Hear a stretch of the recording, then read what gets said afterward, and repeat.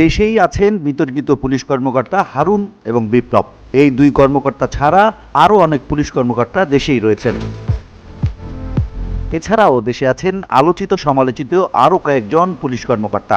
শিগগিরই তাদের গ্রেপ্তার করা হবে বলে জানিয়েছেন অতিরিক্ত কমিশনার রেজাউল করিম মল্লিক। বৈষম্য বিরোধী ছাত্র আন্দোলনে ছাত্রদের উপর অমানসিক নির্যাতন চালানোর অভিযোগ আছে বেশ কজন পুলিশ কর্মকর্তার বিরুদ্ধে। তাদের নিয়ে পুলিশের ভেতরেই আছে নানা আলোচনা সমালোচনা। 5 আগস্ট স্বৈরাচারের পতনের পর থেকেই এসব পুলিশ কর্মকর্তা পলাতক রয়েছেন।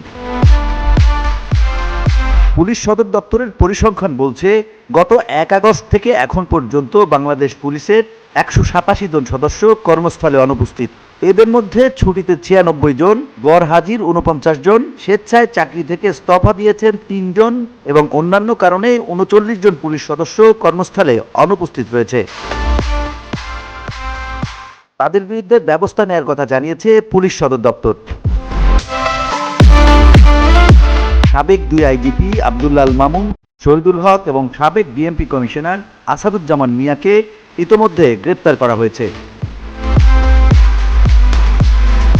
তৎকালীন বিএনপির অতিরিক্ত কমিশনার মোহাম্মদ হারুনুর রশিদ, যুগ্ম পুলিশ কমিশনার বিপ্লব কুমার সরকার, অতিরিক্ত ডিআইজি প্রলয় কুমার জোয়ারদার, যুগ্ম পুলিশ কমিশনার মেহেদী হাসান, উপ পুলিশ কমিশনার মোহাম্মদ ইকবাল সহ বিতর্কিত ও সমালোচিত অনেক পুলিশ কর্মকর্তা এখনও লাপাত্তা। সবচেয়ে সমালোচিত হারুনুর রশিদকে নিয়ে কথিত আছে গণধোলাই খেয়ে একটি বাহিনীর হসপিটালে চিকিৎসাধীন রয়েছেন। তার বিরুদ্ধে অন্তত 50টি হত্যা মামলা রয়েছে।